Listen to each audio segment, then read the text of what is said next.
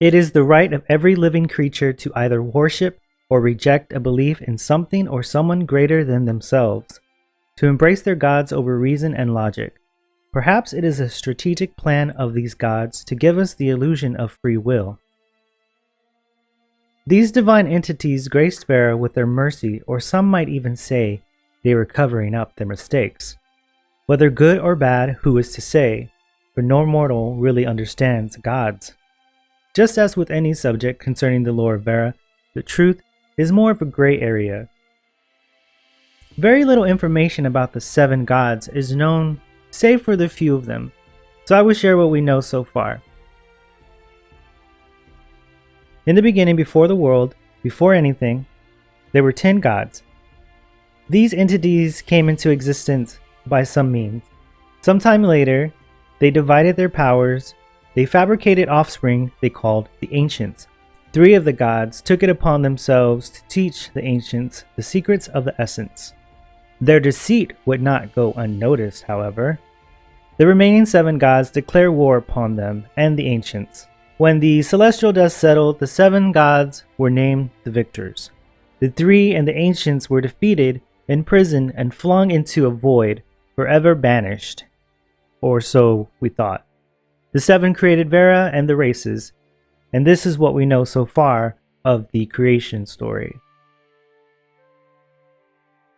Each of the gods, including those who were banished, represent different aspects of the universe and feelings.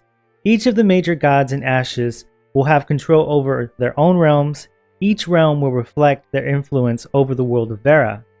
Among the pantheon include Norlan, the goddess of fate.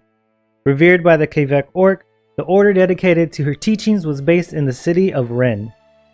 Norlan foresaw the Harbingers and had a hand in creation of the Underrealm. Resna, the god of hope, worshipped by the Ayla humans, and his order was based in the capital of the city of Ayla.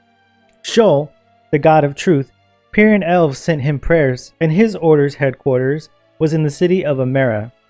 We also know that there is a goddess of creation and a goddess of love, but we do not have names for these yet. That leaves 2 gods we know nothing about that would complete the order of 7, and 3 nameless gods who were banished to complete the pantheon of the original 10.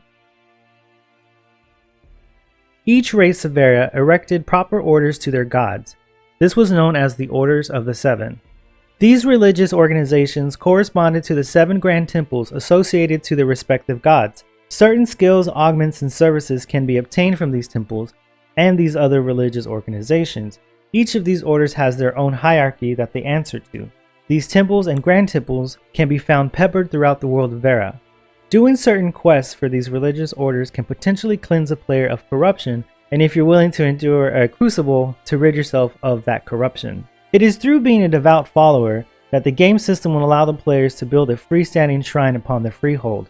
These shrines will grant certain tithes to be made to their god of choice, providing an uncertain type of blessing or buff. Think of it similar to how Elder Scrolls does their divine shrines, where you go, visit, and you're left with a blessing of some sort. However, these shrines are not limited to the freeholder. As with all religions, money is king. Players will be able to rent out their shrines to other players. The benefits are not the same as if they were to visit the temple, but it's the next best thing when adventuring. As with any pantheon, there are lesser deities within the world of Vera. Of course, as we discover more lore, this list will grow. Not all are described officially as gods, but in my mind they meet criteria that put them in the same sphere. If I'm wrong, please find proof and get back to me. So I will flash this list of minor deities on the screen and you can read through that. If you're just listening to this, I'm sorry. Story of Vera and its gods can be viewed as a deus ex machina. So far I haven't read anything to change my mind. I hope the developers don't use the gods as a shortcut for lazy writing. This type of pantheon can remove all conflict, taking power from the players and rendering their choices insignificant. For the world of Vera to be a living, breathing thing, the gods need to have complexity, both good and bad traits. If they are just a reflection of the mortals they created, then they need to mirror the same emotional complexities we face every single day. On the same token, these divines need to be either killable or at least able to be weakened to the point of them being useless. This way, the player choice for religion feels more impactful and immersive. The player won't be the chosen one, but in this aspect, they will be the one of many to work for a larger cause because their god is unable or even restricted by law or realm borders to help them. Please be aware, players don't have to partake in any of these religious systems. It will be completely possible to play as an atheist or some type of cultist, but we still have little information about that. These diverging but connected concepts are defining traits to human existence, and yet they are different for everybody.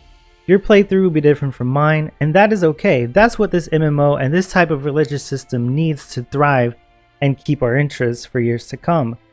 The history of Vera and its secrets will always be a mystery as the creator holds them all. Whether or not Steven chooses to reveal his Big Bang Theory or keep us in suspense is entirely up to him.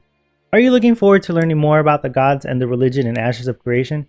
If you are, leave me a comment, let me know which gods you are hoping to see and if you're going to be partaking in the religious system in Ashes of Creation. Comment below and thank you for watching.